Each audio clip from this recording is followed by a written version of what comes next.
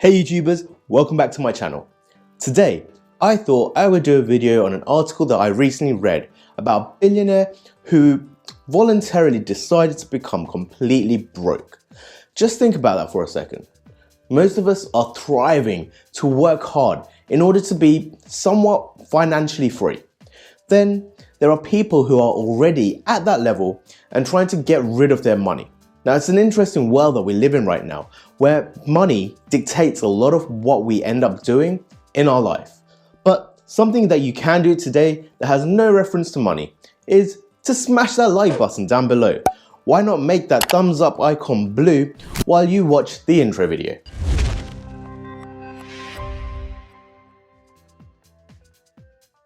So, the person I'm talking about is Charles, otherwise known as Chuck Feeney, who is the co-founder of the airport retail company Duty Free Shoppers. Now, Chuck and Robert Miller founded this company back in 1960 and have amassed billions of dollars. But Chuck has decided to live a life of monk-like frugality. He pretty much came up with the idea of giving while living. Now, this all makes a lot of sense, as Chuck believed that since you can't take the money with you when you die, why not give it away and have control of where it actually goes and actually see the results with your own eyes?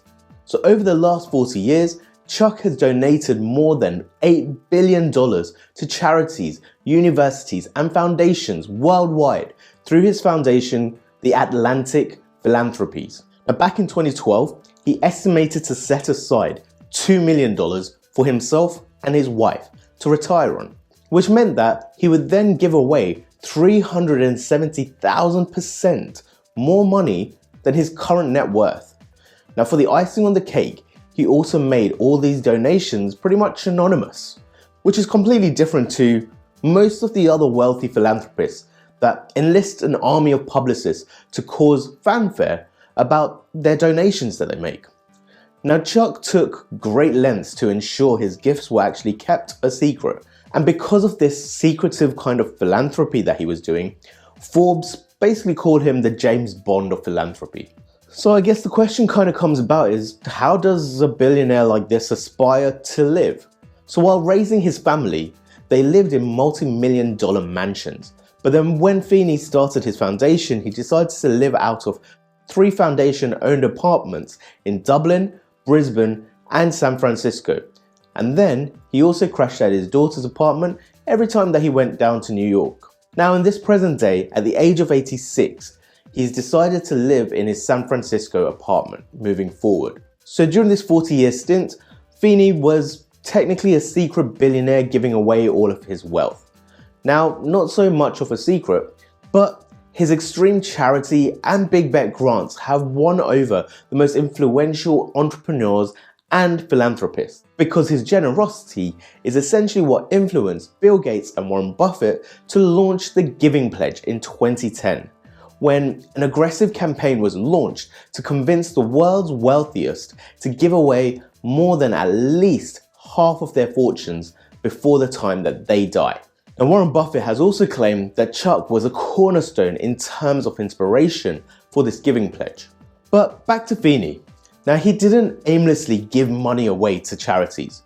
He researched properly and decided to give big money to big problems, such as bringing peace to Northern Ireland, modernizing Vietnam's healthcare system, and then spending fortunes to turn New York's long-neglected Roosevelt Island into a technology hub. But like I mentioned before, he didn't want to wait to grant gifts to people after he was dead, or set up a legacy fund that annually tossed a few pennies at a $10 problem. He personally hunted for causes where he felt he could have a dramatic impact, and then he went all in.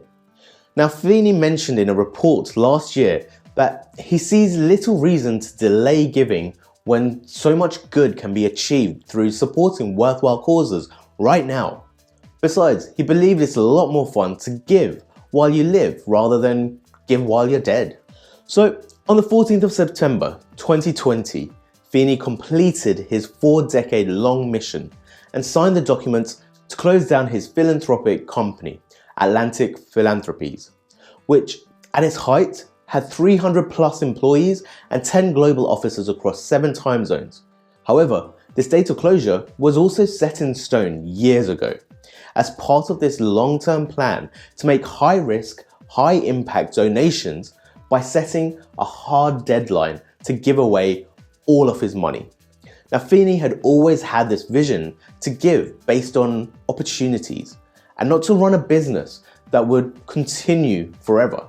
Now, out of the $8 billion, $3.7 billion was focused on education.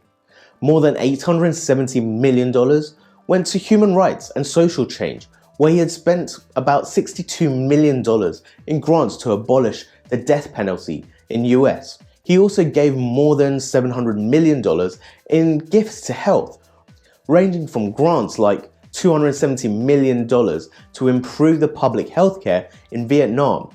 Now, one of Feeney's final gifts was $350 million for Cornell to build a tech campus on New York City's Roosevelt Island.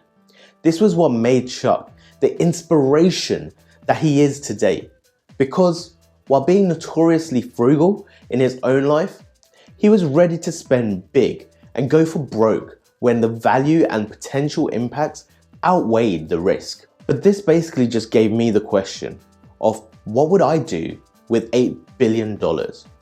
Now, I personally would probably end up wasting a portion of it, just like lots of other people that are watching this video right now. Now, simply because there are certain material things that I've always wanted to own or do. But then this starts to raise a question to myself of whether fulfilling personal desires really is a means of wasting money. Now, I've always had a desire to build a house from scratch, be that knocking down an existing property and rebuilding it from ground up, or maybe that's just buying some land in order to build my dream home on top of it. Now, at the same time, I've always had a passion for cars, so I would love to drive a few supercars, but without the worry of what would happen if I was to scratch a part of it. But I also would not want to keep the cars forever, as I've become financially smarter over the last few years and understand how cars like that are only worthwhile to own if they're part of some limited edition, whereby the value will then increase over the years. Then another lifetime bucket list is to travel the world and see everything that is out there in the world. Now, I have 2 reasons for this. Number 1, because I feel that if you have the means to travel, you should, as it opens your eyes up to the different ways of living. And then equally, the second reason is that you end up seeing where in the world help is needed. Which brings me on to how I would wish to spend the majority of the $8 billion. Now, I guess if I was gifted the money, I would first like to invest a portion smartly into businesses and the stock market so that I can generate a passive income which can allow me to essentially be like Chuck and focus on philanthropy for the rest of my life. But let's just say I have managed to build a company like Chuck that has already amassed my wealth. Now, the reasons for this is because the points in my life so far that I've experienced true worth and I guess true happiness is when I have done various activities where I have been helping others. Now, there is just a different feeling of life when you're able to help those that are less fortunate to you. And I've experienced this in many different extremes, from being part of charitable organizations where I've set up nationwide initiatives to give Easter eggs to children in hospital. Now, this initiative ended up growing into something where we ended up donating thousands of eggs, more than what was needed, and so the service ended up spreading to other verticals, such as the families of the kids in the hospital and homeless shelters, and then helpers and workers that dedicated their lives to helping all these people as well. But then I've also experienced taking that sense of helping others and taking it even further by being a non-medical helper at medical camps in third world countries and providing absolutely free healthcare to people who might have to travel many miles on foot just to see any kind of medical help. Now, on top of that, I've also provided food and clothing to some of the most remote areas of India. Now, things like this, they're not easy to organize, And in order to do them properly, it does require a lot of money and organization.